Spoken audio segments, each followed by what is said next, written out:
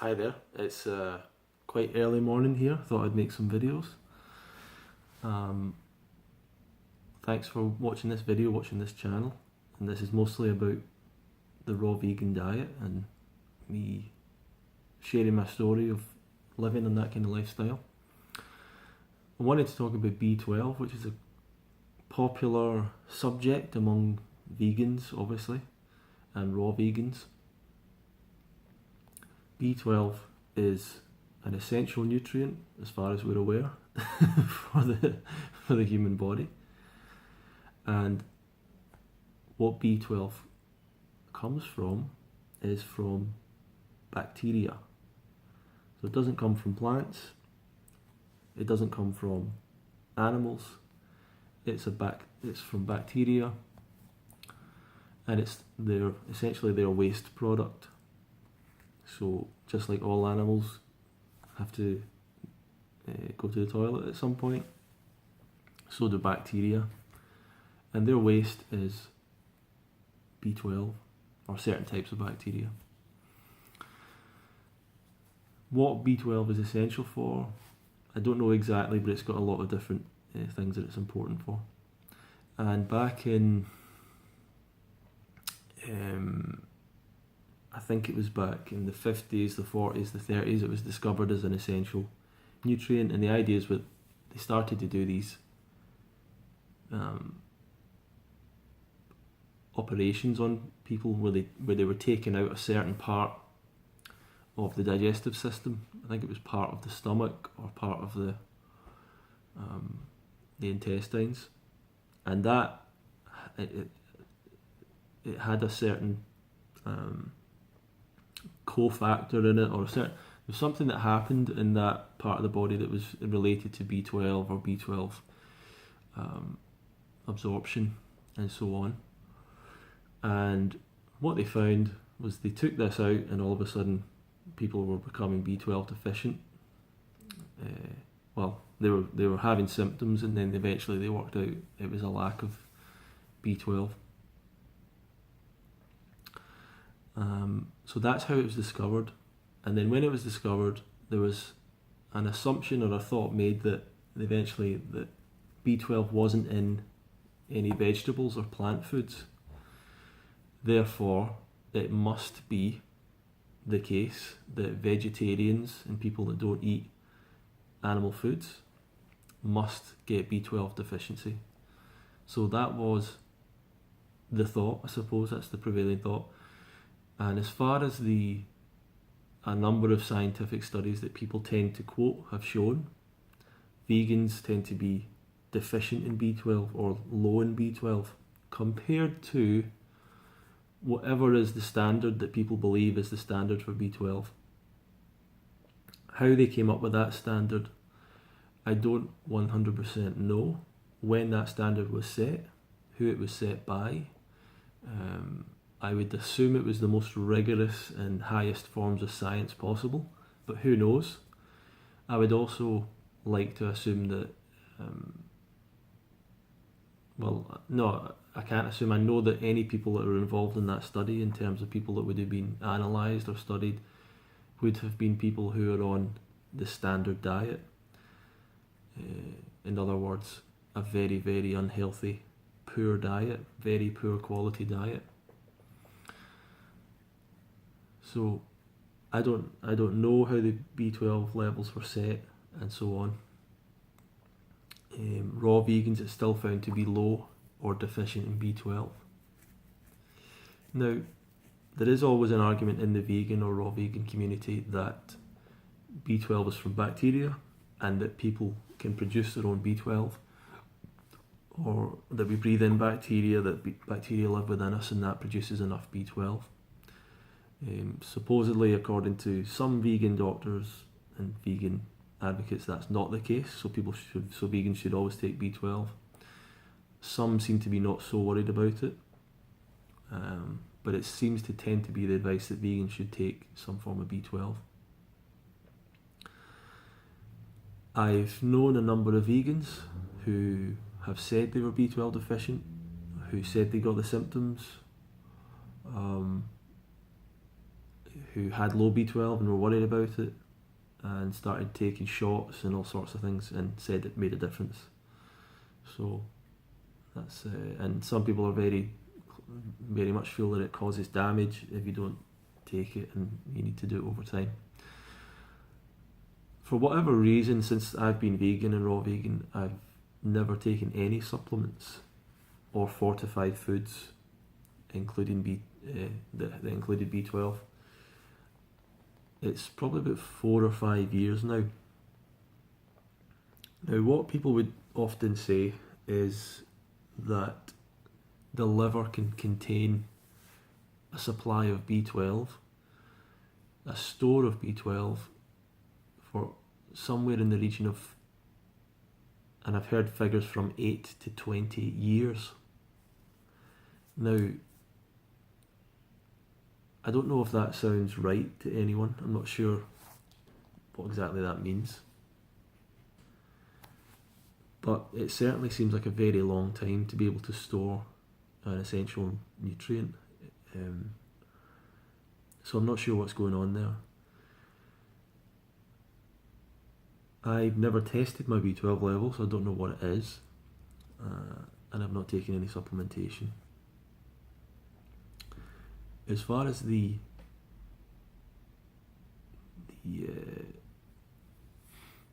symptoms of B12, it's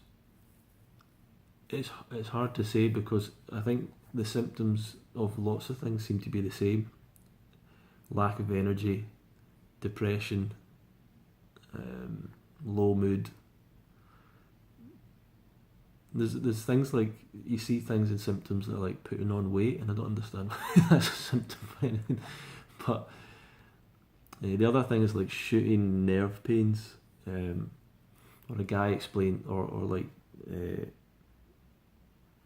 I know a guy that was talking about it. So I've had people, teachers and people in the raw vegan community, some have been very clear on that you need to take B12, some are more like, well, if you don't get any symptoms, then don't worry about it, and when you get symptoms, then start to take supplements. So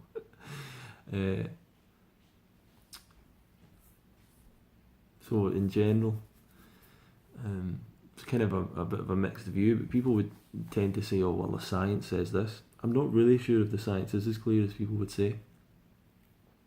And it certainly seems the case that there's a lot of raw vegans that get tested and have low levels but don't have symptoms, or people would say they don't have symptoms, but maybe they do in the background. I don't know.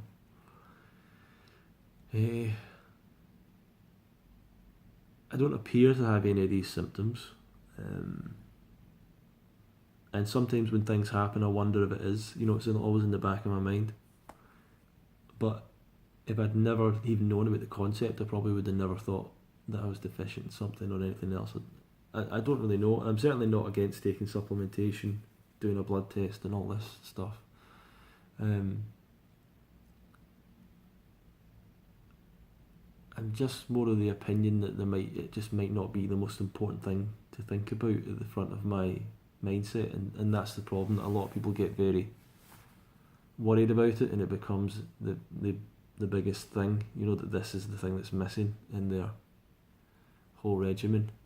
It doesn't make sense to me, the idea that I could go for 5 years without it and not be getting it somehow. That, I don't know about you, but it seems to make very little sense. A lot of people fall back on the idea that, well, our world's so sanitised, and if we were a bit less clean, then we'd have more B12. I don't know if that's really the case. Someone was saying this morning that rainwater has B12 in it, so maybe I should try and drink the rain or get wet every now and then. And that would make a lot of sense, because if we used to be naked all the time, then we would be rained on and we could maybe absorb it through the skin. So that's an interesting thought. But I'm happy to listen to all your thoughts on B12.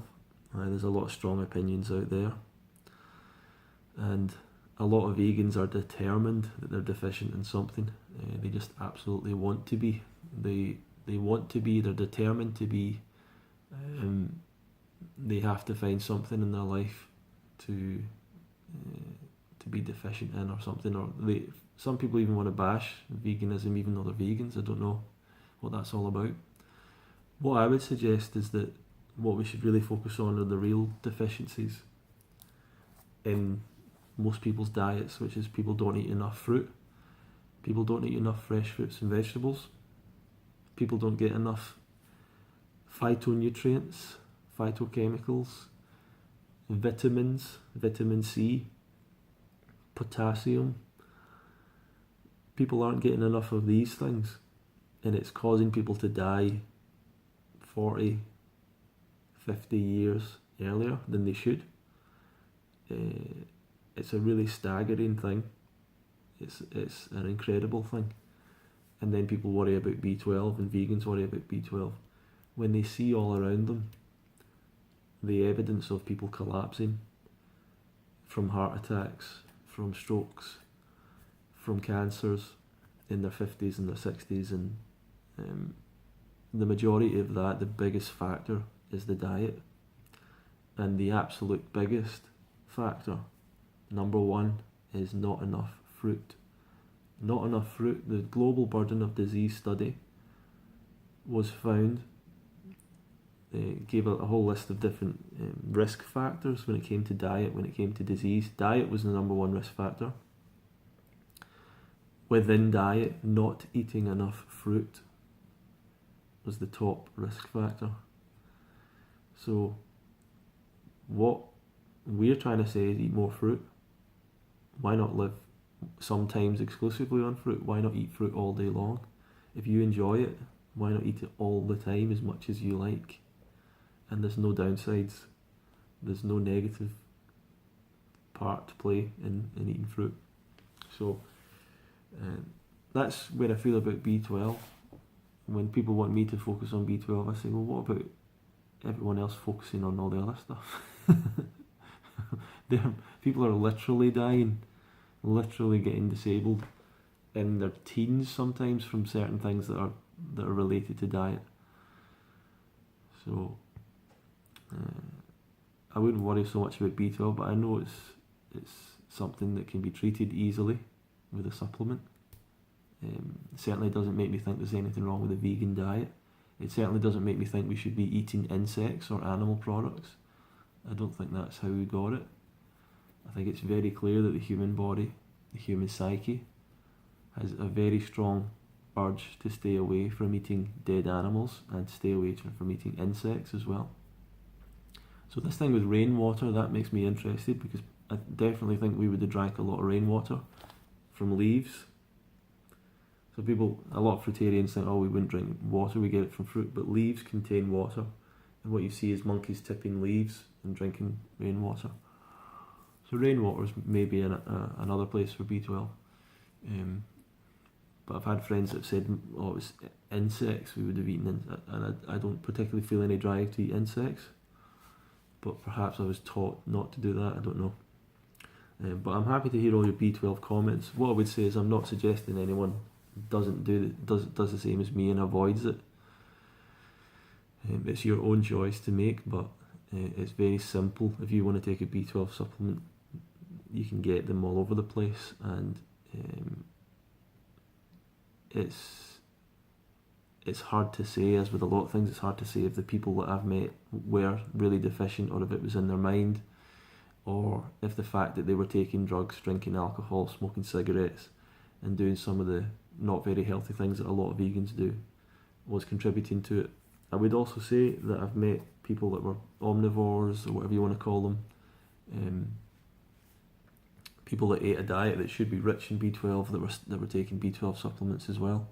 So it's also about the assimilation of B12, how healthy the gut is.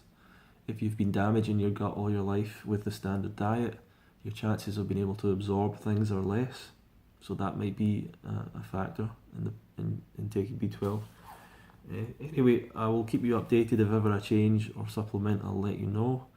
So far, I'm not doing it right now. I don't have any supplements in the diet, and that's where I am right now. So thank you for watching the video. Please feel free to subscribe, ask some questions down below, and I'll see you in the next one.